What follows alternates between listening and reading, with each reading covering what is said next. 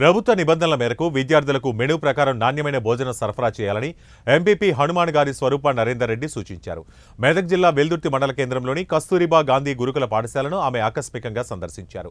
విద్యార్థులకు అందుతున్న భోజనాన్ని పరిశీలించి అసంతృప్తి వ్యక్తం చేశారు.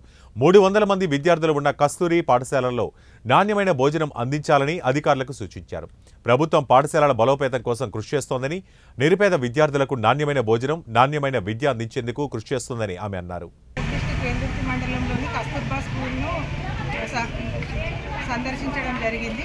అయితే ఇక్కడ 300 మెంబర్స్ బాలికలు చేరడం జరిగింది. ఇంకా ఈ రోజు వరకు మాత్రము 280 మంది మాత్రమే హాజరు కావడం జరిగింది.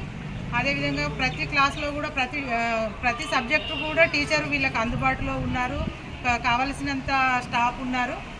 మరియు ఫుడ్ విషయంలో కొంచెం మెమో ప్రకారం కొద్దిగా అవకతవకలు జరిగినట్టు కొంచెం వండడం జరగలేదు. ఆ విధంగా మేము వాళ్ళకు చెప్పడం జరిగింది.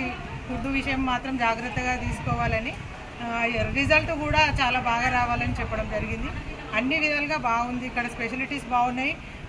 మధ్యతరగతి పిల్లలకు వేరే గ్రామాలకు నుంచి సిటీలలోకి వెళ్ళి చదువుకోకుండా ఇక్కడనే అన్ని సదుపాయాలు ఇచ్చి గవర్నమెంట్ ఎన్నో సదుపాయాలను కల్పిస్తూ ఇట్లాంటి కస్తూర్బా స్కూళ్లను పెట్టడం జరిగింది. అందరూ కూడా పిల్లలు ఆరోగ్యంగా ఉండొచ్చు. ఇక్కడికి వెళ్తే మనం ఇంట్లో పెట్టని ఫుడ్ను ఇక్కడ గవర్నమెంట్ ప్రతి పూట కూడా టిఫిన్తో మధ్యాహ్నం భోజనం, సాయంత్రం స్నాక్స్, రాత్రి పూట భోజనం, ప్రతి సౌకర్యాలు కూడా ఇక్కడ చాలా బాగుంటాయి. కాబట్టి పిల్లలందరూ కూడా చదువుకోవడానికి చాలా మంచి అవకాశాలు ఉన్నాయి. కాబట్టి ఇక్కడ పిల్లల్ని, మన గ్రామాలలో పిల్లల్ని ఇక్కడ చేర్పించి ఆ అవకాశాన్ని, గవర్నమెంట్ ఇచ్చిన అవకాశాన్ని మనం సద్వినియోగం చేసుకోవాలని కోరుకుంటున్నాం.